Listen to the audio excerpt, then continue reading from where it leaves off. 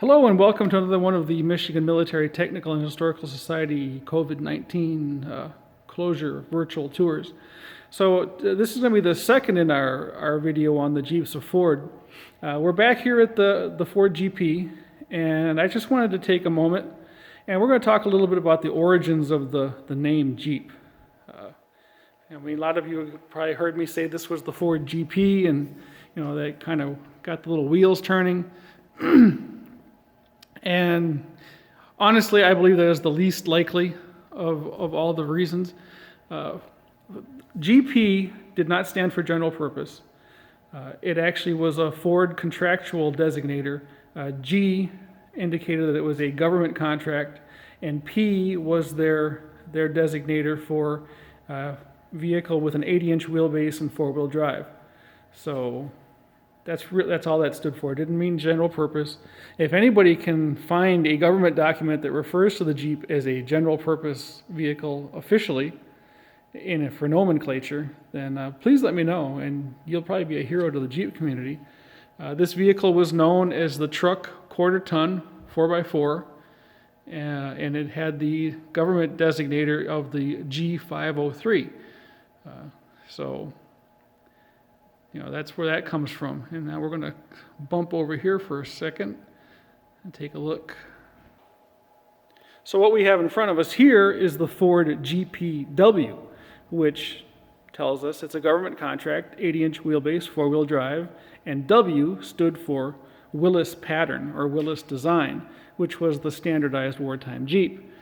When Ford after Pearl Harbor, when the government realized that Willis could not produce enough Jeeps to meet demand, and they went back to Ford and said, hey, can you make Jeeps? But we want them to all be the same. We want them to be all interchangeable. That's when they added the W to it, which tells you that it is the Willis pattern.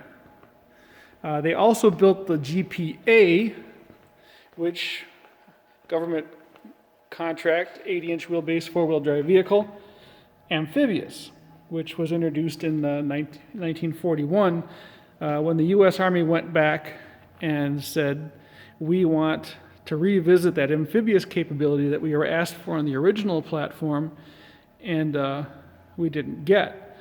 So Ford designed the GPA, and they built those.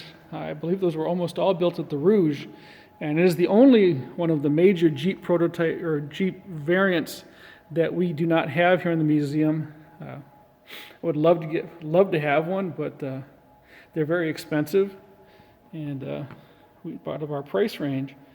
So if anybody has a GPA and they'd like to donate it, give us a ring. We'll talk.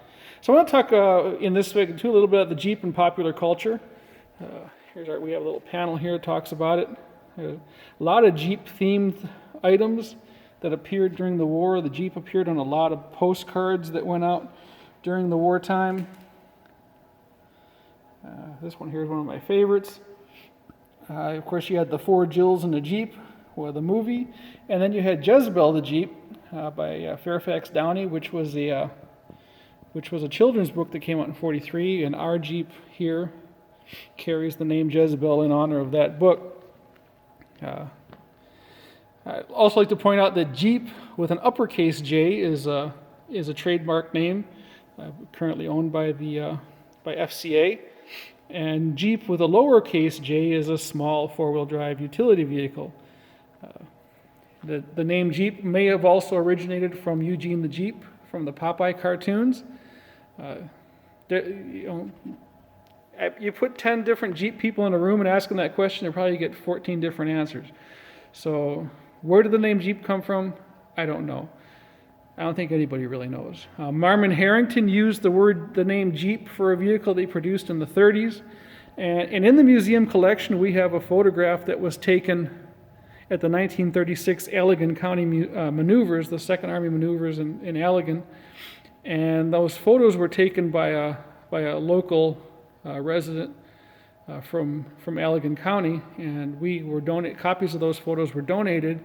And on the back of one of those images, which has a whole line of armored cars, she has written on the back of that picture in pen, Army Jeeps. So that image was taken in 36, so 4 years before the Jeep was even conceived. So I think that term Jeep was being used as a slang term for small vehicles probably long before, and then it just sort of stuck here.